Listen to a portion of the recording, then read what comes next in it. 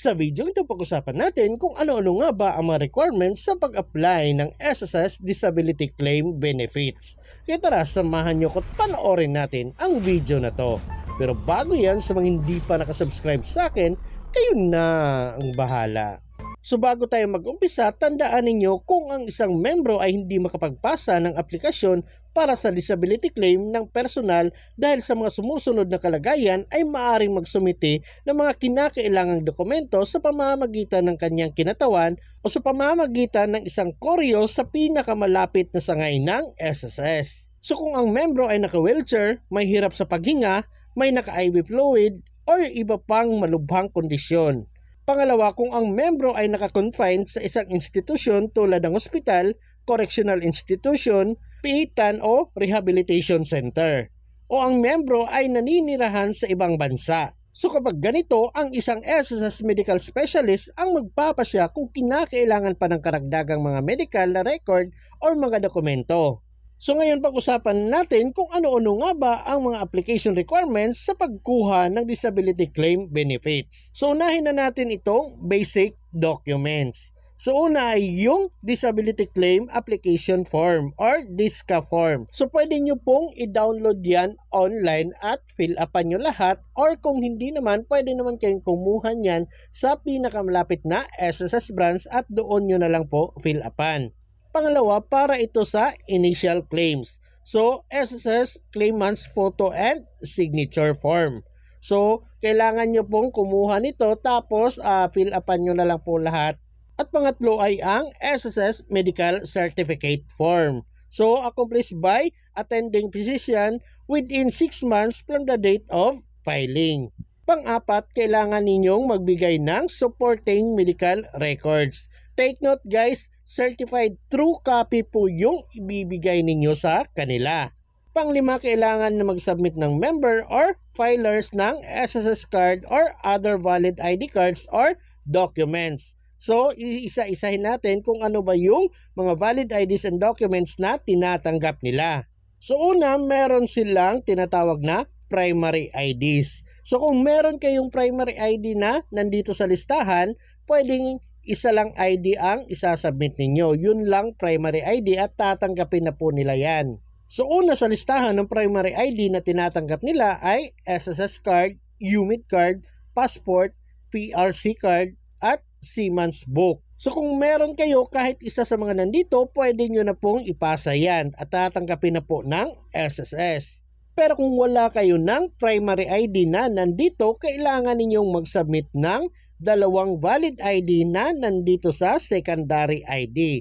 So take note, original copy ng secondary ID yung isasubmit niyo at isang photocopy. At dapat daw yung secondary ID na gagamitin ninyo at makikita nyo dito, merong makikitang perma ninyo at picture ninyo. So ngayon pag-usapan na natin kung ano-ano nga ba yung mga secondary IDs na tinatanggap nila. So una, driver's license, postal ID card, company ID card, school ID card, teen card, PhilHealth ID card, OWA card, senior citizen card, voters identification card or voters affidavit, or pwede rin yung certificate of registration sa voters.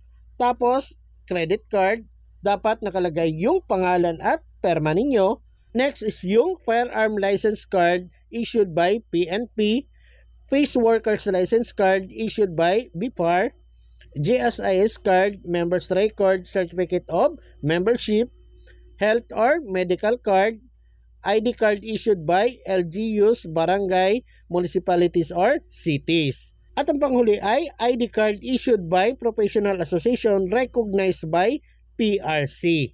So yan po yung secondary IDs na pwede nyong ipasa. Take note, dalawang ID yung kailangan ninyo na nandito sa listahan nila.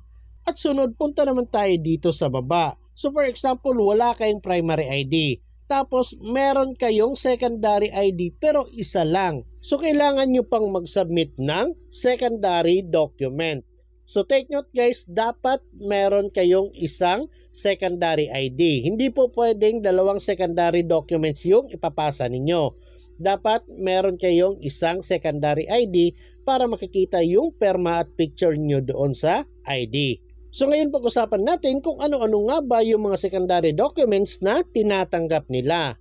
Una ay yung Alien Certificate of Registration, pangalawa Certificate issued by National Commission on Indigenous People, Certificate of Licensure Qualification Document from Marina, Certificate issued by National Commission on Muslim Filipinos, Certificate of Naturalization from BI, Marriage Contract or Marriage Certificate, NBI Clearance, Pag-ibig Members Data Form, Police Clearance, Seafarers Registration Certificate issued by POAA, Students Permit issued by LTO. So pumili kayo kahit alin dyan, isa lang sa secondary documents at dapat meron din kayo kahit isa sa secondary ID cards. So ngayon pag-usapan naman natin itong other required documents.